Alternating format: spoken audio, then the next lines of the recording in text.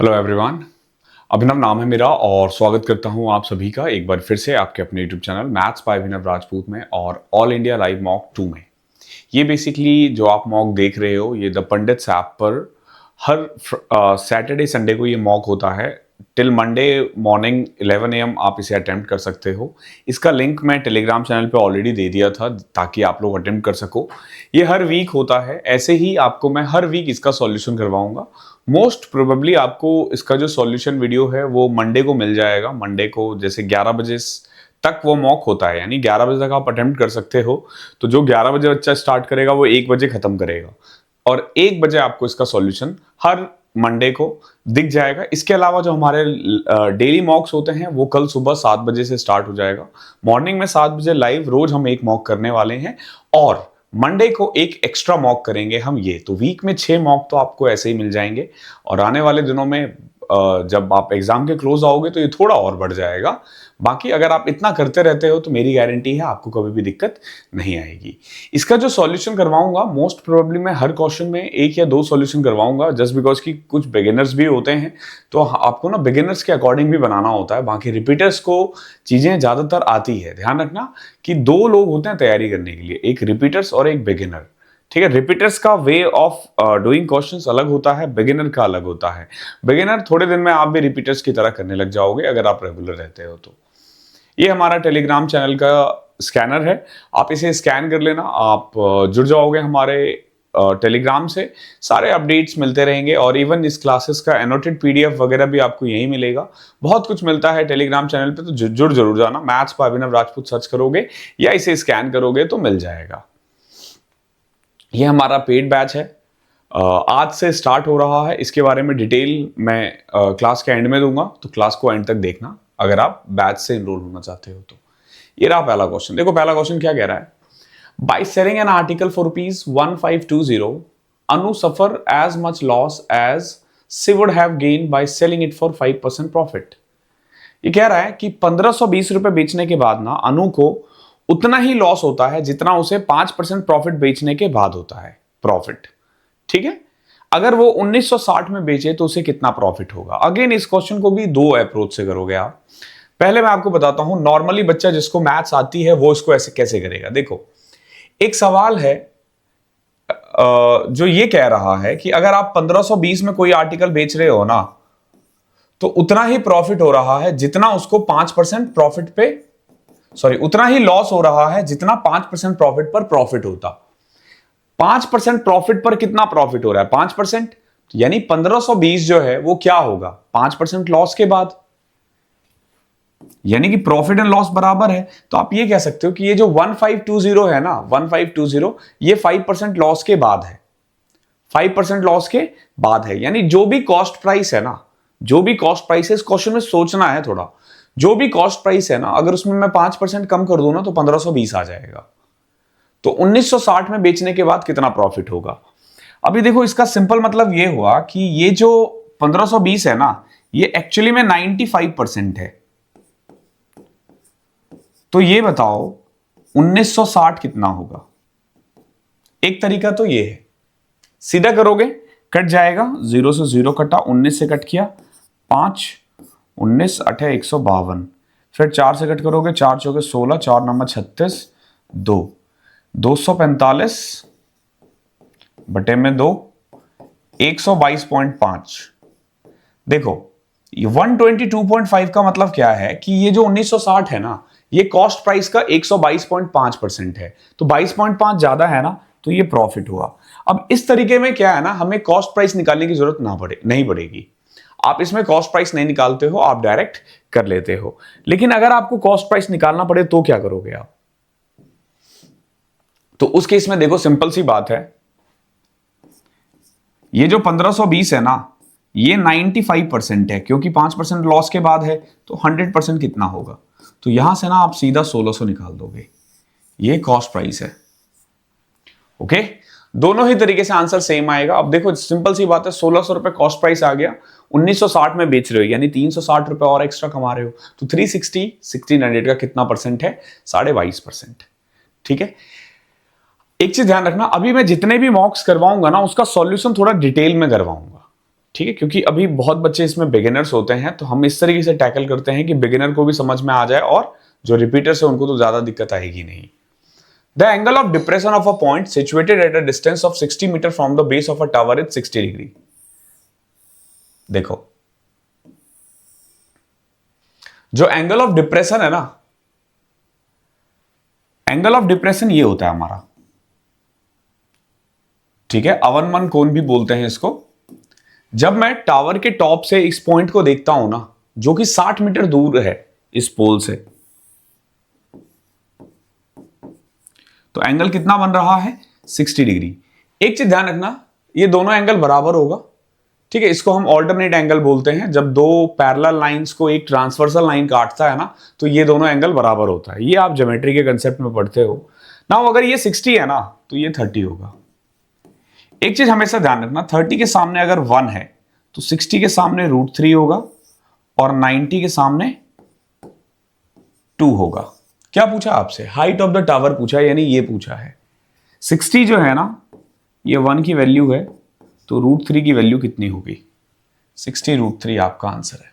अब अगर आप इस क्वेश्चन के कंसेप्ट की बात करते हो ना, तो देखो इसमें कंसेप्ट सिंपल लगता है। जैसे अगर मान लो ये एंगल है, अगर आपने ट्रिग्नोमेट्री का बेसिक पढ़ रखा है, मान लो ये 30 है, ठीक है, तो आपको भी पता है कि 10/30 जो होता है वो होगा परपेंडिकुलर अपॉन में बेस, यानी 1/√3। उस हिसाब से चलोगे ना, तो आप देखोगे परपेंडिकुलर 1 है, बेस √3 है, तो यानी ये 1 है और ये √3 है। और अगर ये 1 है, ये √3 है, तो ये कितना होगा? 2 होगा। सिंपल है ना, पाइथागोरस ट्रिपलेट। इसी कंसेप्ट का यूज इस क्वेश्चन में भी हुआ है। इजी है ये तो बहुत। यहां देखो वेरिएंस दे रखा है 13.69, पूछा है स्टैंडर्ड डेविएशन कितना होगा।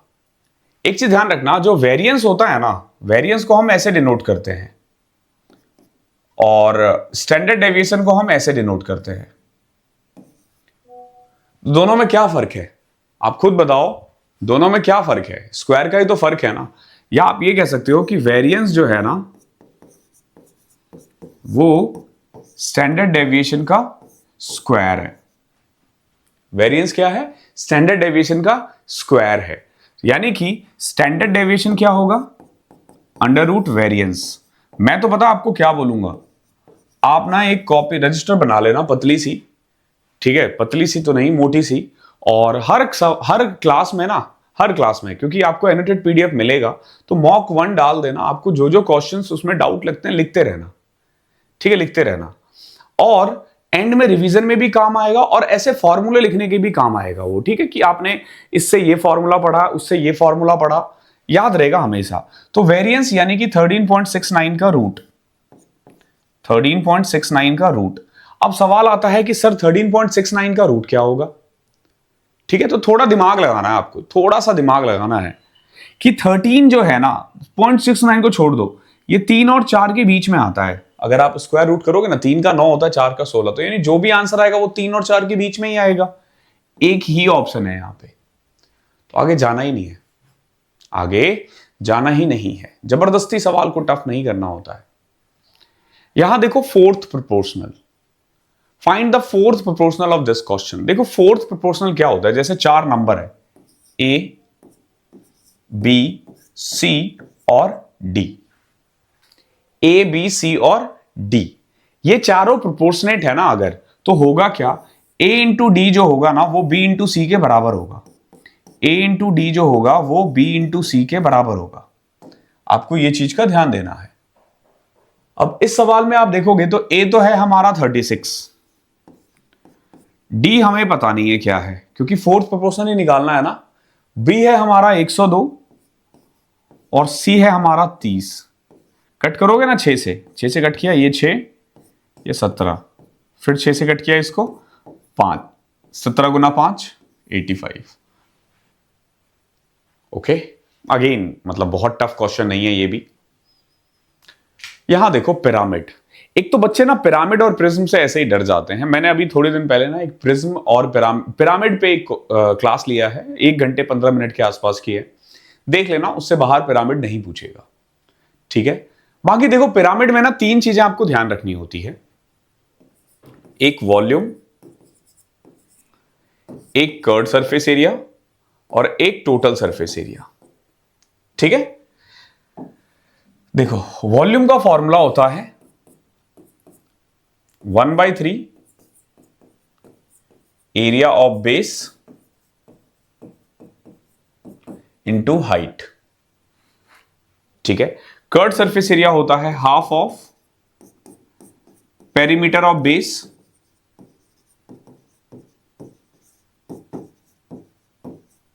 इंटू में स्लैंट हाइट, ध्यान रखना। ओके, और टोटल सरफेस एरिया होता है कर्ड सरफेस एरिया प्लस में एरिया ऑफ बेस। ठीक है, दीज आर द 3 फॉर्मूला जो आपको आना चाहिए। ये ऐसे 3 फॉर्मूले हैं जो पिरामिड से यूज होते हैं। ध्यान रखना, ये फॉर्मूला जो है ना, ये कौन से निकला है, कौन का भी देखोगे तो 1/3 area of base into height ही होता है, 1/3 पाई आर स्क्वायर एच। ठीक है, जो कर्ड सरफेस एरिया होता है पाई आर एल होता है, यानी 2 पाई आर का हाफ इंटू एल। एल सब में अलग अलग, एल जो है हर क्वेश्चन में अलग अलग होता है। ध्यान रखना, वो डिपेंड की बेस क्या है, तो वो आपको मैंने एक वीडियो बनाई हुई है, उसमें देख लेना। बाकी इनमें भी आता रहेगा तो मैं एक्सप्लेन करता रहूंगा, डोंट वरी। यहां देखो, the base of a right pyramid is an equilateral triangle. Total surface area दे रखा है, पूछा हाइट कितना होगा। देखो ये है बेसिकली, ये इसका बेस है पिरामिड का। तो ये दिखने में कुछ ऐसा दिखता होगा, दिखने में कुछ ऐसा दिखता होगा। अब टोटल सरफेस एरिया का फॉर्मूला क्या होता है, देखो इसका curved surface area plus area of base ना। ध्यान रखना, हाइट पूछा, स्लैंट हाइट नहीं पूछा है। देखो टोटल सरफेस एरिया दे रखा कितना, 270√3। इसका जो फॉर्मूला होगा ना, कर्ड सरफेस एरिया प्लस में एरिया ऑफ बेस होगा। एरिया ऑफ बेस कितना होगा इक्विलेटरल ट्राइंगल का, √3/4 ए स्क्वायर। 10√3 का होल स्क्वायर कितना होता है, 300। 75√3 इधर गया, कर्ड सरफेस एरिया आ जाएगा 195√3। ठीक है, 195√3। क्लियर है। अब हाइट पूछा ना आपसे, if the total surface area 270√3/4। ठीक है, चलो कर्ड सरफेस एरिया आ गया। अब देखो कर्ड सरफेस एरिया का फॉर्मूला क्या होता है, अगर आप देखोगे कर्ड सरफेस एरिया का फॉर्मूला क्या होता है। कर्ड सरफेस एरिया का फॉर्मूला होगा perimeter half of perimeter.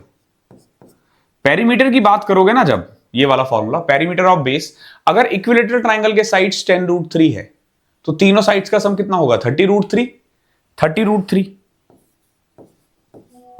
Into में स्लैंट हाइट कितना है, 195√3। देखो 2 से कट किया, 15√3। √3 से √3 कैंसिल, 15 से कट करोगे, 15 एकम 15, 13। एल आ गया 13।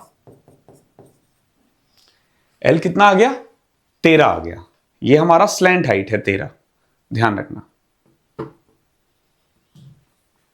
ठीक है, बट हमें एच निकालना, ध्यान रखना। एक जब बेस हमारा इक्विलेटरल ट्राइंगल हो ना, तो हमारा जो एल स्क्वायर होता है ना, वो बराबर होता है। देखो जब आप यहां से एक लाइन खींच दोगे ना, देखो अगर बाई चांस आपको नहीं भी याद है तो आप परेशान मत हो ना। तो जैसे मान लो ये इक्विलेटरल ट्राइंगल है, तो ऐसे आप तुरंत बना पाओगे। यहां से अगर मैं एक सीधा यहां पे लाइन खींचता हूं और ये स्लैंट हाइट, तो ये एच है हमारा, ये एच है हमारा, ये एल है हमारा, और ये ना ये वाला जो पार्ट होता है ना, इसको हम इन रेडियस कहते हैं, यानी a/√3। ठीक है, सॉरी a/2√3, a/2√3, या यूं कह लो कि इन रेडियस का अगर आपको फॉर्मूला पता है तो आप कर लोगे। ठीक है, तो L square is equal to H square plus में a²/12। नाउ एल कितना था, 13 ना, 169। एच स्क्वायर, a²/12 300/12, 25 आ जाएगा। h की वैल्यू 12 आ जाएगी। ठीक है, जिसको आता है वो दिख जाएगा, देख लेगा क्वेश्चन में कि सीधा सीधा 12 के करीब आ रहा है आंसर। बट ये है पूरा पिरामिड का कंसेप्ट। अच्छा क्वेश्चन था ये। 2 कैंडिडेट्स हैं P और Q, इन्होंने एक इलेक्शन में पार्टिसिपेट किया। 75% जो है ना रजिस्टर्ड वोटर, वो पी को सपोर्ट करता है। 64% of P supporter and 40% of Q supporter are expected to vote for candidate P. Then what percent of the registered voter are expected to vote for candidate P. देखो यहां ना दो उम्मीदवार है, पी और क्यू। समझो हमारे पास दो कैंडिडेट है, पी और क्यू। 75 जो परसेंट जो है ना वो पी का सपोर्टर है, तो बचा हुआ 25% किसका सपोर्टर होगा? क्यू का। अब जब वोट देने की बारी आई ना, जब वोट देने की बारी आई, ठीक है, तो 64% of P supporter and 40% of Q supporter are expected to vote for candidate P. यानी इसने एक्चुअली में पी को वोट दिया है। पूछा पी को कितना वोट मिला है एक्चुअली में। तो 75 का 64% निकालोगे आप। कैसे निकालोगे? देखो 75 का 64%, 25 से कट किया ये 3, ये 4, 4 से कट किया 16, यानी इसमें से 48 वोट मिल गया इसको। अब 25 का 40% निकालोगे 2/5 10 होता है, यानी टोटल अगर आप देखोगे ना तो पी को 58% वोट मिला है। कितना वोट मिला है? 58%। इजी था। क्वेश्चन नंबर 7वां देखो। एक ट्राइंगल है ए बी सी। ये देखो,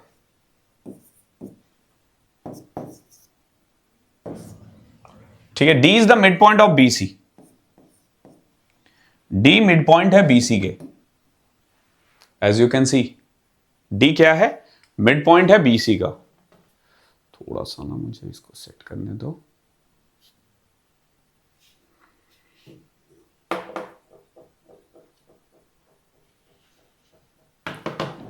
हाँ ठीक है, देखो डी जो है ना वो मिड पॉइंट है बीसी से। एंगल सी 50 है। ए इज जॉइंट टू डी। ध्यान रखना ये और ये बराबर होगा क्योंकि ये मिड पॉइंट है। एडी और बीडी बराबर है। अच्छा, एडी और बीडी बराबर है तो ये दोनों भी तो बराबर है ना, मतलब ये तीनों जो मैंने वो लगाए हैं बराबर है। आपसे पूछा बी ए सी कितना होगा, ये पूरा निकालना है। देखो बहुत आसान है, ये 50 है तो ये भी 50 होगा, उस हिसाब से ये 100 हो जाएगा। एक्सटीरियर एंगल जो होता है ना वो sum of other two interior angle के बराबर होता है, या यूं कह लो ये 50 है, ये 50 है तो ये 80 है, और अगर ये 80 है तो इन दोनों का सम 180 होगा, तो 180 हो गया। नाउ अगर ये 100 है और ये बराबर है तो ये 40 होगा, ये भी 40 होगा, ठीक है, क्योंकि दोनों एंगल बराबर है। अब आपसे पूछा बी ए सी बताओ, यानी ये पूरा बताओ, तो 40 + 50 90। अच्छा सवाल है। 8वां देखो, sec theta plus tan theta दे रखा है, अपॉन में sec theta minus tan theta 5/3। पूछा साइन थीटा कितना होगा। मतलब बहुत लोग यहां से एक्सचेंज करेंगे, चेंज करने की जरूरत नहीं है, सीधा मल्टीप्लाई कर दो, क्रॉस मल्टीप्लाई। तो आप देखोगे क्या आ जाएगा, 3 सेक थीटा प्लस में 3 tan theta is equal to 5 sec theta minus 5 tan theta. अब 5 टेन को इधर ले आओगे ना तो 8 tan theta is equal to 2 sec theta. ठीक है, अब देखो 10 साइन बाय कॉस, 2 से कट कर दो इसको, 4 into 4 is equal to sec 1 by cos. अब आप खुद देखो sine theta is nothing but 1/4। Easy है, इजी है। 9th का सवाल देखो क्या है। एक सॉलिड मेटल कोन है, 15 सेंटीमीटर हाइट है, 7 सेंटीमीटर रेडियस है। इसको पिघला करके ना 2 सिलेंडर बनाए गए हैं 1:2 रेशियो में, ठीक है, कीपिंग द हाइट 15 सेंटीमीटर। यानी देखो जो कोन का हाइट है ना वही दोनों सिलेंडर का हाइट है, ठीक है, यानी जो चेंज होगा रेडियस में चेंज होगा और कुछ नहीं होगा। What would be the percentage change in the flat surface area before and after. देखो बहुत सिंपल है, सवाल को समझो। फ्लैट सरफेस एरिया बोला इसने, पहले ये कोन था, इसको तोड़ा और 2 पार्ट में डिवाइड कर दिया, 2 छोटे छोटे सिलेंडर बनाए गए हैं। ऐसे 2 बनाए गए हैं तो मैं भी 2 बना देता हूं।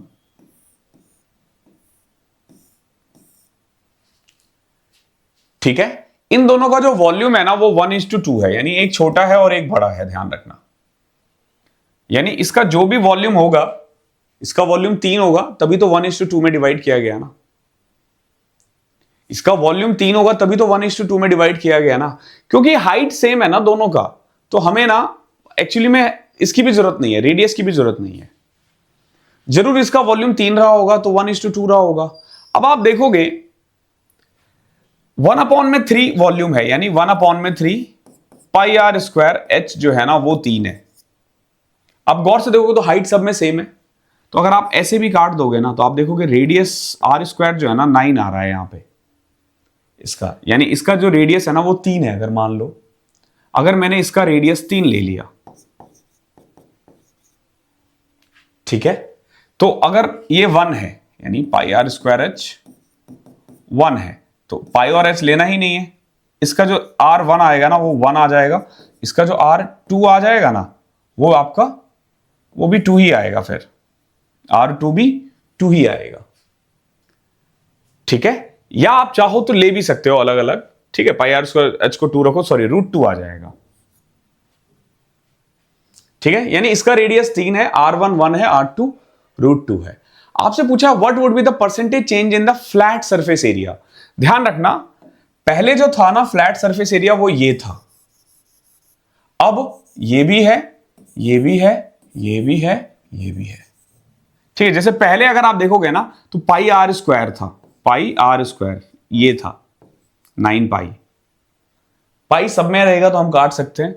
अब 2 pi r square, 2 pi r square यानी ये 2 होगा, और यहां हो जाएगा आपका 2 पाई अगेन आर स्क्वायर 2, 4 हो जाएगा ये।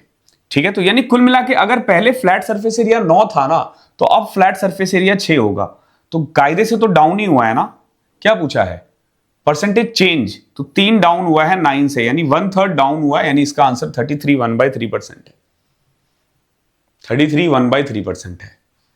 अब चाहो तो आप रेडियस निकाल सकते हो, यही काम ना अगर आप साथ रखोगे ना तो रेडियस पॉइंट में रूट में इस तरीके से आएगा, बट वो करने की जरूरत है नहीं, वो करने की नीड नहीं है।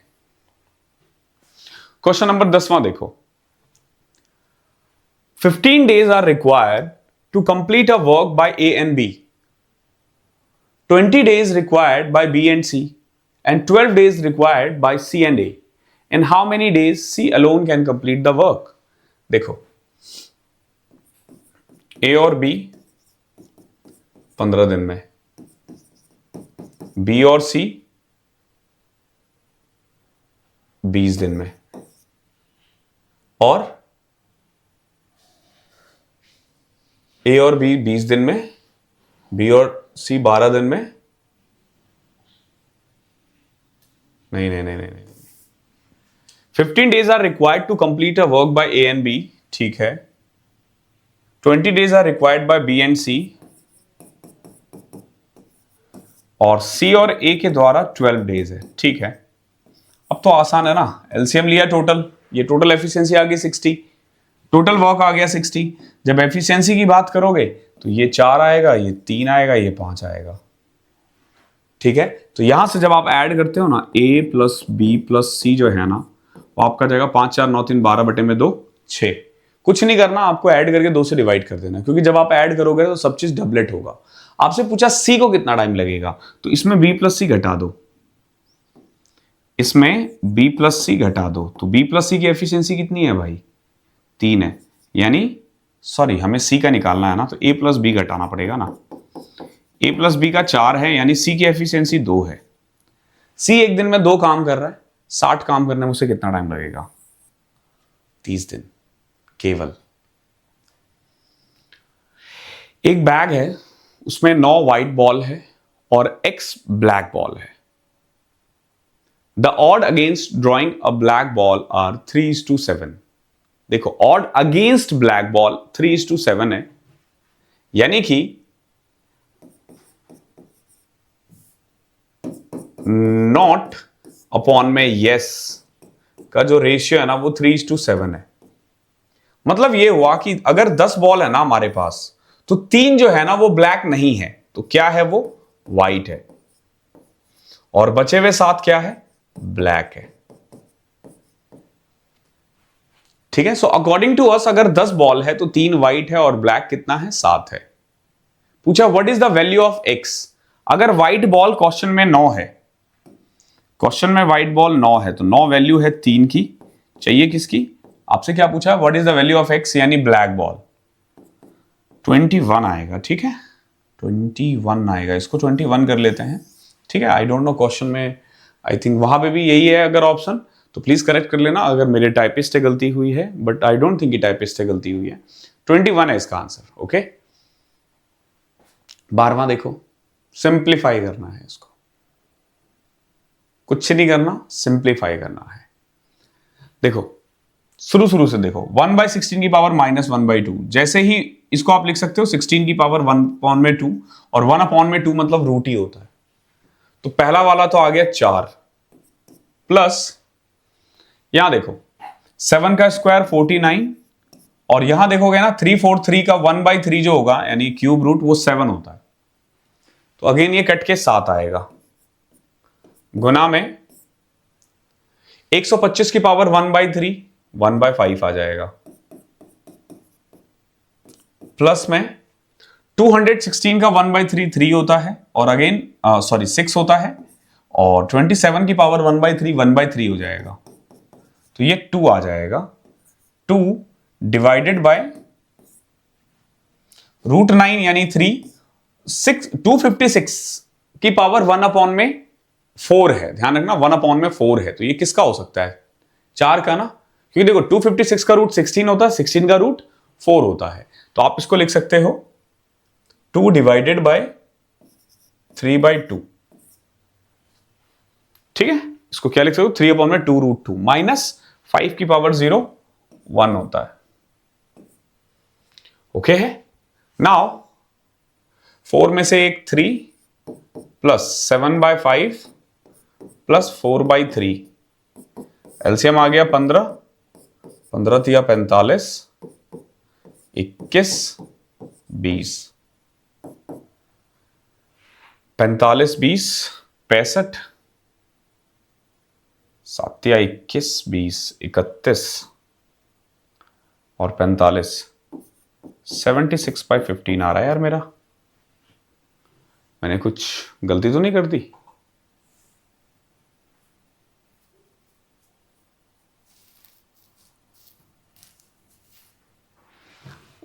वन बाई 16 की पावर 1/2 4 होगा, ठीक है, 49, ये 7 होगा, 1/7, ठीक है 7, और ये 5 का क्यूब है, ठीक है, 216 6 का होता है, ठीक है, 3 का होता है, ये भी ठीक है, 3 2s are 2 divided by, sorry यहां 4 आएगा यार, ये देख रहे हो 256 का रूट 4, अभी मैंने बोला भी 4 था,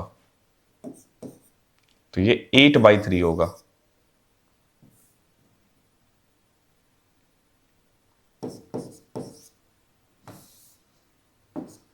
एक 106 आ जाएगा। ठीक है, ये रहा आंसर, सॉरी। चलो नेक्स्ट देखो, क्वेश्चन नंबर 13 क्या है, जो एक राइट प्रिज्म है उसका जो बेस है ना वो ट्रिपेजियम है, ध्यान रखना प्रिज्म है ये, उसका जो बेस है ना ट्रिपेजियम है, पैरेलल साइड्स 11 और 15 है, डिस्टेंस बिटवीन देम 9 है, वॉल्यूम ऑफ प्रिज्म दे रखा है, पूछा हाइट कितना होगा। देखो प्रिज्म में भी आपको 3 फॉर्मूला याद रखना होता है, पहला होता है volume, curved surface area, total surface area. इनको याद करने का ना सिंपल तरीका है, volume area of base into height, cylinder को याद रखोगे ना सब याद हो जाएगा। सिलेंडर याद करो क्या होता है, area of base into height ही तो होता है, πr²h। Okay, now curved surface area जो होता है ना वो होता है डबल 2πr यानी पेरीमीटर ऑफ बेस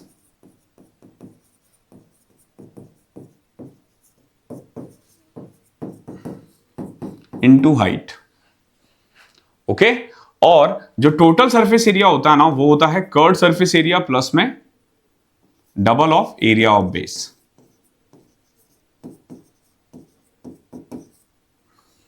ओके है, area of base into height, perimeter of base into height, curve surface area plus में double of area of base.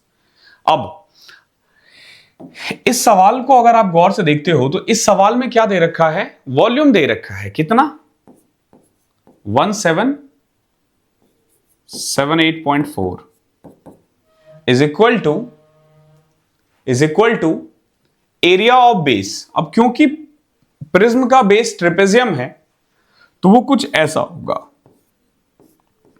और प्रिज्म का जो एरिया, जो ट्रेपेजियम का एरिया होता है ना, वो होता है half of sum of parallel sides into height. ठीक है, ये फॉर्मूला आपको पता होना चाहिए। तो आप देखोगे half of sum of parallel sides कितना हो जाएगा, 11 और 15 26, हाइट कितना है 9, ये है area of base into height. अब आप हाइट निकाल सकते हो कैसे, देखो 2 से कट किया 13, 13 नमा 117, 117 से कट करोगे 117, 585, 15 पॉइंट समथिंग है, एक ही ऑप्शन है, नहीं 2 ऑप्शन है, 85 23.4 पॉइंट लगा दिया, 117 से कट करोगे ना 2, 15.2 आएगा, एग्जैक्ट कट रहा है। अच्छा सवाल था ये भी। 14 क्वेश्चन देखो, 3 रनर है हमारे पास ए, बी और सी। इन्होंने स्टार्ट किया एक साथ दौड़ना, सेम पॉइंट एक सर्कुलर ट्रैक पे, लेंथ कितना है 360 मीटर, और run in the same direction में भागे जा रहा है। स्पीड है 6 मीटर, 8 मीटर और 9 मीटर। आपसे पूछा after how many seconds will all the 3 runner meet again at the starting point. देखो सिंपल सी बात है, अगर 3 भाग रहा है ना तो वो बार बार स्टार्टिंग पॉइंट पर ही मिलेगा और कहीं नहीं मिलेगा। आपको क्या करना होता है, सब देखना होता है कि तीनों के तीनों मिलकर एक चक्कर लगाने में कितना टाइम ले रहे हैं। जैसे मान लो रनर ए है, 360 मीटर भागता है 6 मीटर पर सेकंड की स्पीड से, तो आप बोलोगे सर इसको लगेगा 60 सेकंड। ऐसे ही बी को कितना टाइम लगेगा, देखो 360 मीटर भागना है, स्पीड है 8, तो इसको लगेगा 45 सेकंड। और ऐसे ही एक सी है, 360 मीटर भागना है 9 की स्पीड से, इसको लग जाएगा 40 सेकंड। अब ये बंदा 60 सेकंड में चक्कर लगा रहा है, यानी हर 60 सेकंड में ये पहली बार वही स्टार्टिंग पॉइंट पर आ जाएगा। ये 45 सेकंड पे, ये 40 सेकंड पे। आपने कुछ नहीं करना, इन तीनों का एलसीएम दे लेना है, कुछ नहीं करना, केवल एलसीएम लेना है 60, 45 और 40 का। देखो 60 और 45 का एलसीएम जो है ना 180 आएगा, 180 और 40 का 360 आएगा। हर 360 सेकंड या 6 मिनट में ये लोग दोबारा मिलेंगे। बस यही था इस क्वेश्चन में। यहां देखो एक क्यूबॉइड है, उसका वॉल्यूम दे रखा है, area of 2 adjacent faces are 450 and 540। What is the area of the other adjacent face. Basically क्या होता है ना, एक क्यूबॉइड में 3 फेसेस होते हैं, दिखने में 3 होते हैं वो, रुको मैं दिखाता हूं।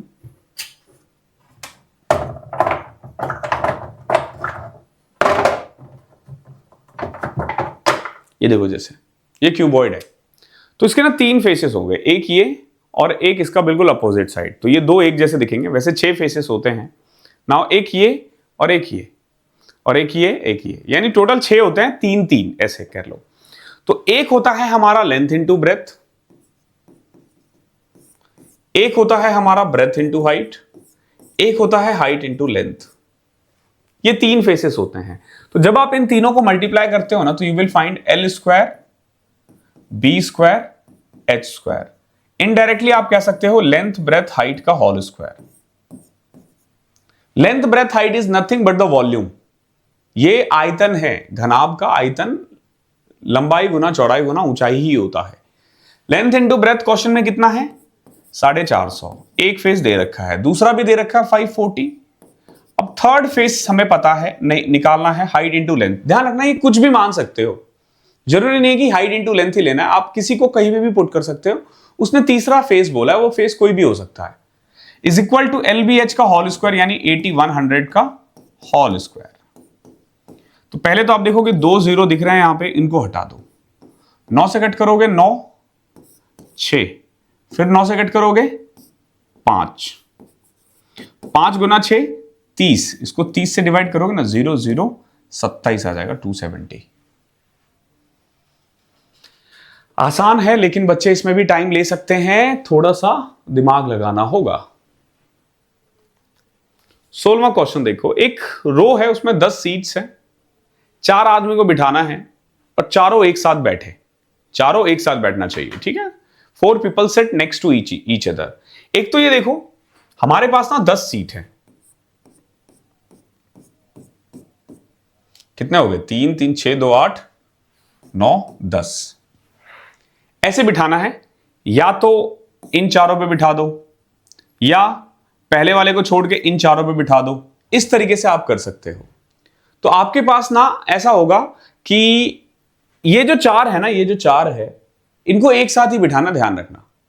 तो इन 4 को आपके पास, इन चारों को आपको एक बनाना पड़ेगा, ठीक है। अब देखो हमारे पास 10 सीट था, 10 में से 4 घटा दो, क्यों 6 बचा। अब इन चारों को एक मानोगे ना, यानी टोटल हमारे पास ना 7 ऑप्शन है। आप बोलोगे सर 7 ऑप्शन कैसे है, तो भाई ये देखो, पहले वाले बंदे को मैं यहां पे भी बिठा सकता हूं, यहां पे भी बिठा सकता हूं, यहां पे भी बिठा सकता हूं, यहां पे भी बिठा सकता हूं, यहां पे भी बिठा सकता हूं, यहां पे भी बिठा सकता हूं, यहां पे भी बिठा सकता हूं।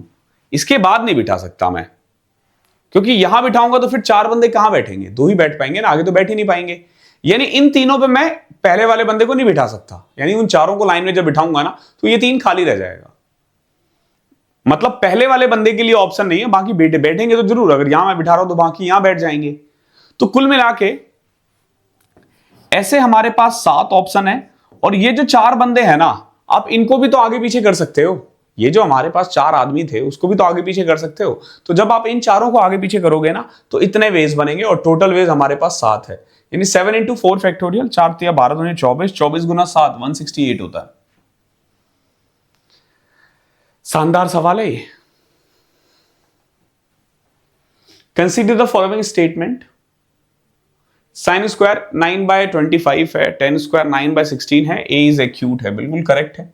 एक्यूट एंगल तभी, देखो स्क्वायर दे रखा है तो स्क्वायर से तो आप एंगल निकाल भी नहीं सकते, तो इनडायरेक्टली जो आपका थीटा आएगा ना वो पॉजिटिव ही आएगा, ठीक है। तो ए इज एक्यूट है, तो यानी पहला वाला तो सही है।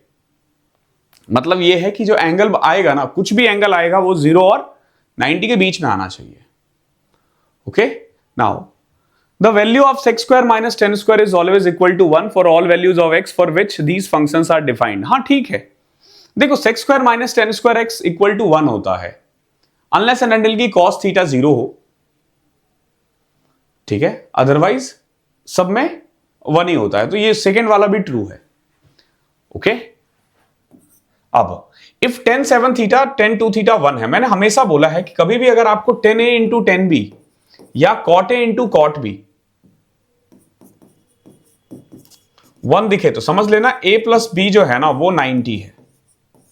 तो यहां पे 9 थीटा एक्चुअली में 90 है, तो थीटा की वैल्यू कितनी आ जाएगी 10 ना।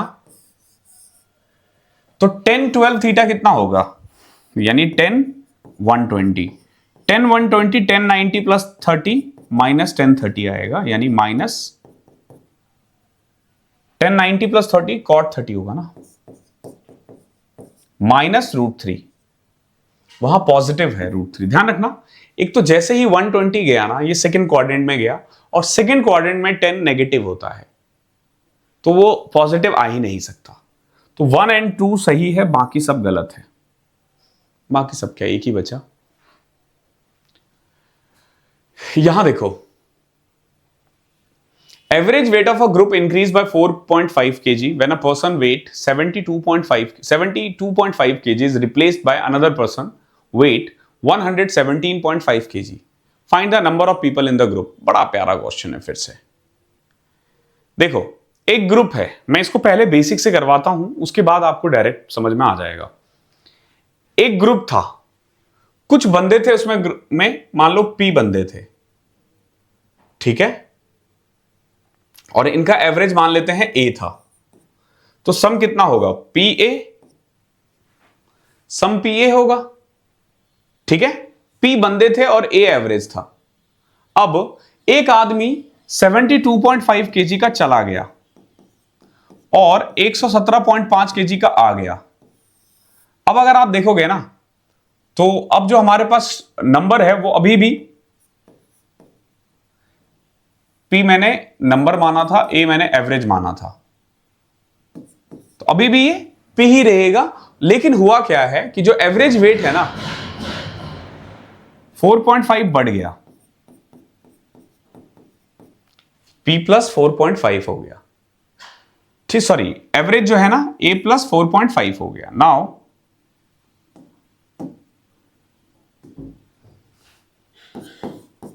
PA plus 45 is equal to PA plus में 4.5P। P की वैल्यू आ जाएगी यहां से 10। बाकी मैं आपको बताऊं, इतना करने की जरूरत पड़ती नहीं है, इतना करने की जरूरत नहीं पड़ेगी। कितना चेंज हुआ है आपको ये देखना है बस। सबसे पहले देखो, 72.5 से 117.5 हो गया। कितना बड़ा भाई? 45 बड़ा। कितना बड़ा? 45 चेंज हुआ है। और टोटल वेट 45 एक्स्ट्रा आने से हो क्या रहा है कि हर बंदे का एवरेज 4.5 बढ़ गया है। 45 को अगर आप सब में बांटोगे ना तो सबको कितना कितना मिलेगा? 4.5। तो 45 को कितने लोगों में बांटा गया होगा? तो 45 को 4.5 से डिवाइड करोगे सीधा 10।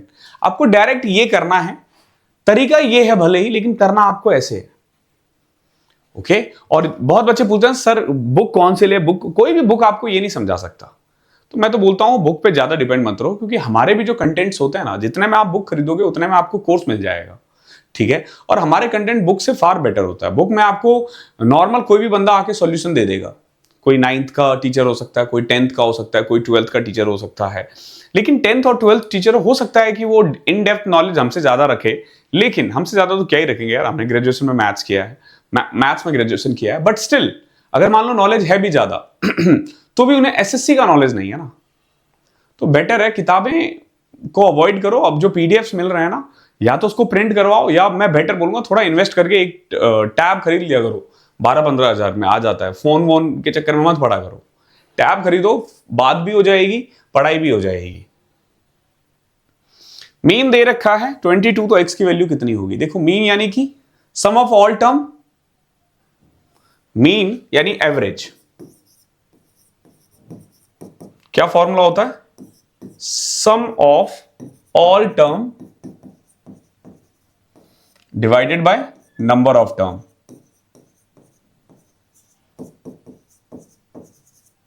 ये चीज आपको ध्यान देना है। अब समझो इस चीज को। x plus 7, 2x plus 8 add करो, 2x 4x plus x 5x plus 3 8x।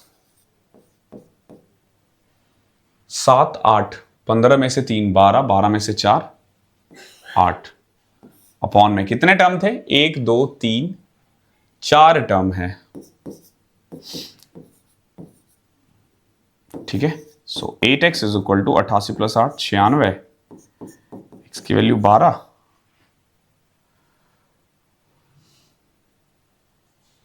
Eight x 7 7 plus, sorry ये प्लस 8 आएगा यार।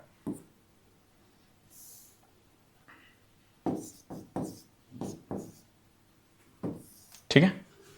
अच्छा सवाल था ये भी। क्वेश्चन नंबर 20वां देखो क्या है। ए, बी और सी ने इन्वेस्ट किया एक पार्टनरशिप में। ए ने 5 गुना ज्यादा इन्वेस्ट किया है बी से, और बी जो है ना वो 3/5 times of C investment. Okay? If the total profit at the end of the year is this, पूछा है सी को कितना मिलेगा। देखो 3 पार्टनर थे। कई बार ना इन सवालों में डिपेंड करता है कि आप शुरू कहां से करते हो। जैसे देखो, ए ना 5 गुना ज्यादा है बी से, और बी ने 3/5 ऑफ सी से इन्वेस्टमेंट। मतलब यह है कि अगर सी ने 5 रुपए इन्वेस्ट किया है ना, तो बी ने 3 रुपए किया है, तभी तो 3/5 है ना। हाँ, और ए ने बी से 5 गुना ज्यादा किया है, 15। ये रहा इनका शेयरिंग रेशियो। तो अब देखो टोटल प्रॉफिट कितना है? 49,335। ये किसकी वैल्यू है? 15 3 18 5 23 की। चाहिए किसकी? 5 की। 1/4 से भी कम है। अब देखोगे 1/4 से भी कम है, यानी कि 12,000 से भी कम है। सारे ही ऑप्शन ऐसे ही हैं, कट करना पड़ेगा। तो 23 दूनी 46, 23 एकम 23। एक तो यूनिट डिजिट 5 होना चाहिए, इतना कम भी नहीं होगा। 10, 3, 23 चौके 92,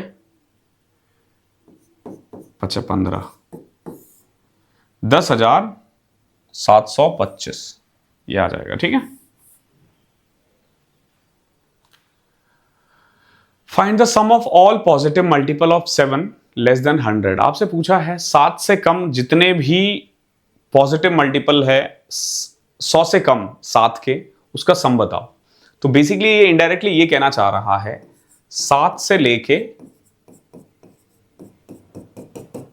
98 तक टर्म निकालो। अब क्योंकि ये 7 का टेबल है तो आपको ना फिर से एपी लगाने की जरूरत नहीं पड़ेगी। क्यों नहीं पड़ेगी? क्योंकि दिख रहा है कि 98 को 7 से डिवाइड करने पे 14 आ रहा है, यानी 100 से कम 7 के कितने मल्टीपल्स है? 14 मल्टीपल्स है। तो अब आपको n पता है, a पता है, लास्ट टर्म पता है, तो आपने क्या करना है? आपने करना है भगवान का नाम लेके Sn का फॉर्मूला। Sn का फॉर्मूला होता है n/2 a प्लस l, यानी लास्ट टर्म। n हो गया 14, 14/2 7, a प्लस l यानी 7 + 98 105। ये रहा। तो ये बहुत इजी है। The diagonal of a rhombus are 24 and 32. A parallelogram has twice the area as the rhombus, but its altitude is equal to half of the side of the rhombus. देखो, अगर आप रोम्बस बनाना सीख जाओ तो you will find एक diagonal, दो diagonal. एक diagonal 24 है, एक 12 है, सॉरी 32 है, यानी ये 12 हो जाएगा, ये 16 हो जाएगा, उस हिसाब से ये 20 हो जाएगा। रोम्बस एक दूसरे को 90 डिग्री पे कट करता है। रोम्बस का जो डायगोनल है एक दूसरे को 90 डिग्री पे टच करता है, ध्यान रखना। आप चाहो तो सीधा ये भी फॉर्मूला कर सकते हो कि जो साइड होता है ना इसका a², वो d1 का होल स्क्वायर बाय 4, d2 का होल स्क्वायर बाय 4, ठीक है, d1 का हाफ का होल स्क्वायर करोगे ना, ये इसके बराबर होता है। ठीक है, तो a² = d1 कितना था हमारा? 24 ना, 24 का स्क्वायर करके 4 करते, सेम एज d2 का स्क्वायर करके करते तो भी आ जाता, बट मुझे लगता है हमेशा काट करके बनाना वो ज्यादा फास्ट है, क्योंकि दिख रहा है 12, 16 का 20 के साथ है। अब आप देखोगे जिस पैरेललोग्राम की ये बात कर रहा है ना, एक पैरेललोग्राम है, उसका जो एरिया है ना रोम्बस से डबल है। रोम्बस का एरिया होता है d1 × d2/2। ओके, अब अगर मैं इसका डबल कर दूं ना तो ये इक्वल होगा किसके? एरिया ऑफ पैरेललोग्राम के।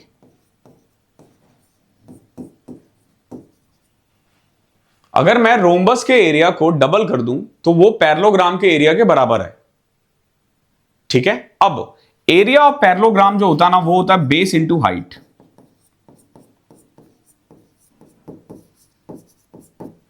दो से दो कटा, d1 × d2 कितना आ रहा है? 24 × 32। अब आगे देखो, a parallelogram has the twice the area of rhombus but its altitude is equal to half of the side of the rhombus। यानी जो भी साइड है ना रोम्बस का उसका आधा है एल्टीट्यूड, यानी ये जो हाइट की बात कर रहा ना, हाइट साइड से भी आधा है, यानी 10 है। तो बताओ बेस कितना होगा? 24 × 32 करोगे, d1 × d2/2, 24, 32, 24 × 72, 720 और 48, 768। अब 10 से डिवाइड करोगे ना 76.8 आ जाएगा। क्वेश्चन बहुत आसान है, क्वेश्चन बहुत आसान है, लेकिन आपको थोड़ा सा कंसेप्चुअली सीखना पड़ेगा इस सवाल में। ओके, चलो क्वेश्चन नंबर 23 देखो क्या है। 3600 were given on interest in 2 parts. If simple interest on the first part in 3 years with 6% is equal to simple interest of the second part in 6 years with 12% interest rate. देखो 3600 को दो part में divide किया गया है, पहला part है ए, दूसरा पार्ट है बी। अब ये क्या कह रहा है कि ए का ना जो सिंपल इंटरेस्ट है ना 3 साल 6% के हिसाब से। देखो 3 साल 6%, अगर आप एक साल में 6% कमा रहे हो तो 3 साल में कितना कमाओगे? 18%। यानी ए का 18% जो इक्वल है ना वो किसके इक्वल है? बी का 6 ईयर 12%, यानी 72%। तो अब आप खुद देखोगे ए और बी का रेशियो आ जाएगा 72/18 यानी 4:1। कुछ नहीं करना, आपको ए और बी को बांट देना 4:1 में। सेकेंड पार्ट पूछा है यानी 1/5 होगा 3600 का।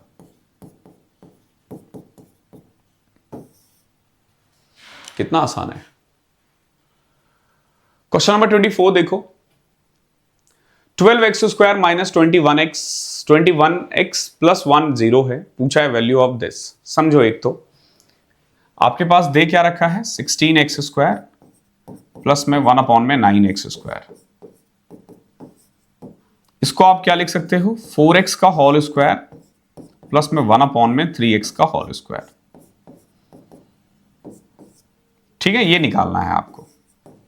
ठीक है, अब इसका जो तुम फॉर्मूला बनाओगे ना वो ये बनेगा, देखो 4x प्लस 1/3x का होल स्क्वायर माइनस समझना डबल ऑफ, यहां x के साथ 4 है और यहां पे 3 है। बस इतना ही करना है आपको। -8/3 जो भी आएगा उसका स्क्वायर -8/3। ओके, अब जब मैं इस सवाल को देखता हूं, क्या था? 12x² plus 1 is equal to 21x। तो देखो हमें ना यहां पे 4x चाहिए। 4x के लिए ना आपको किससे डिवाइड करना पड़ेगा? 3x से। तो जब आप 3x से करोगे ना तो ये तो 4x बन जाएगा, ये आ जाएगा 1/3x और ये 7। अब देख लो ये आपका 7 आ चुका है। कुछ नहीं करना, मैंने बोला था ना जब एक बार आप ये निकाल दोगे तो जिंदगी इतनी स्मूथ हो जाएगी ना। जैसे 7 आ गया ना, 7 का स्क्वायर 49 माइनस 8/3। 49 माइनस 8/3। थोड़ा सा दिमाग लगाओगे, 8/3 जो है ना वो 3 से कम है, यानी आंसर जो है ना वो 46 से तो ज्यादा ही आएगा। ओके, 46 1/3 मोस्ट प्रोबेबली यही है। 40 थिया 120, 9 थिया 27, 147, 139/3। तो यही है आज का लास्ट क्वेश्चन। ये ना सक्सेसिव डिस्काउंट वाले क्वेश्चंस अक्सर पूछे जाते हैं एग्जाम में और बच्चे अलग अलग तरीका अप्लाई करते रहते हैं। देखो क्या है, after offering 2 successive discount of a laptop with a mark price of this, it's sold for 36,288। 48,000 का सामान 36,288 में बेचा गया। पहला डिस्काउंट 20% है, सेकेंड डिस्काउंट कितना होगा आपसे ये पूछा है। ठीक है, पहला डिस्काउंट कितना है? 20%। तो दूसरा डिस्काउंट कितना होगा? देखो सिंपल सी बात है, आपने इसको ऐसे किया करो। 48,000 का सामान था, पहला डिस्काउंट 20% है, तो सेलिंग प्राइस कितना होगा? 80/100। अगला डिस्काउंट जो है ना हमें नहीं पता कितना है, 100 माइनस P मान लेते हैं। अगला 100/80 हो जाएगा और ये किसके बराबर है? 36,288 के। अब आप देखोगे इसको सॉल्व करना इज क्वाइट इजी। आपको पॉइंट्स लगाने की इतनी जरूरत नहीं पड़ती। देखो कैसे, 0 से 0 कैंसिल, ये 0 से ये 0, ये 2 0 से 2 0 कट गया ना। अब देखो 8 से कट करो, 8 चौके 32, इधर कट कर रहा हूं मैं 8 से, 8 चौके 32, 8 पंचे 40, 8 तिया 24, 8 छक 48। ठीक है, ये कट गया 8 से। अब 48 से भी कटेगा, नहीं कट रहा है, एक बार आप 8 छक 48, हाँ 5, 8 से कट रहा है। देखो 8 से कट करोगे ना 6, 8 पंचे 40, 8 छक 48, 8 सत्या 56। Now 100 minus P is equal to 567 upon में 6। ठीक है, अब आप खुद देखोगे, इस P को उधर लेके चले जाओ, इसको इधर, तो 33/6 आ रहा है, 5.5।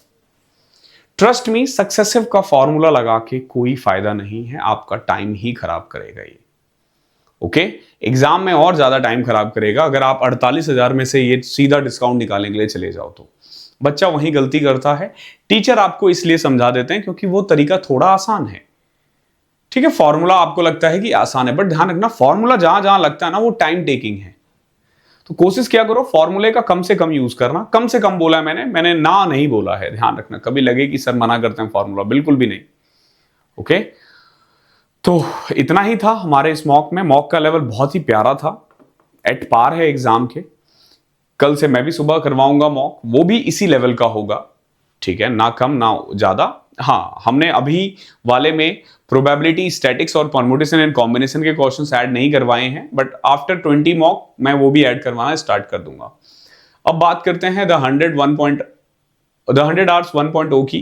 तो ये हमारा एक बैच है जो बेसिकली एसएससी सीजीएल 2026 को फोकस करते हुए बनाया गया है, लेकिन रेलवे वाले बच्चे भी इसे देख सकते हैं, या अगर आप डिफेंस और बैंकिंग की तैयारी कर रहे हो तो भी आप इसे देख सकते हो। आज रात 9:30 बजे से ये बैच स्टार्ट है। ओरिएंटेशन मैंने ऑलरेडी डाल दिया है। 799 में आपको 1 साल का मिल जाएगा। ये सिर्फ आज के लिए है, कल से इसका प्राइस बढ़ जाएगा। इसका एक्चुअली प्राइस 1099 है, तो अभी 300 रुपए का आपको डिस्काउंट मिल रहा है। सेम इस पे भी 30% का ऑफ मिल रहा है, अदरवाइज ये भी 1500 रुपए का है। बैच के फीचर्स क्या है? प्री प्लस मेंस दोनों की तैयारी कर सकते हो। एग्जामिनेशन हॉल अप्रोच मिलता है आपको।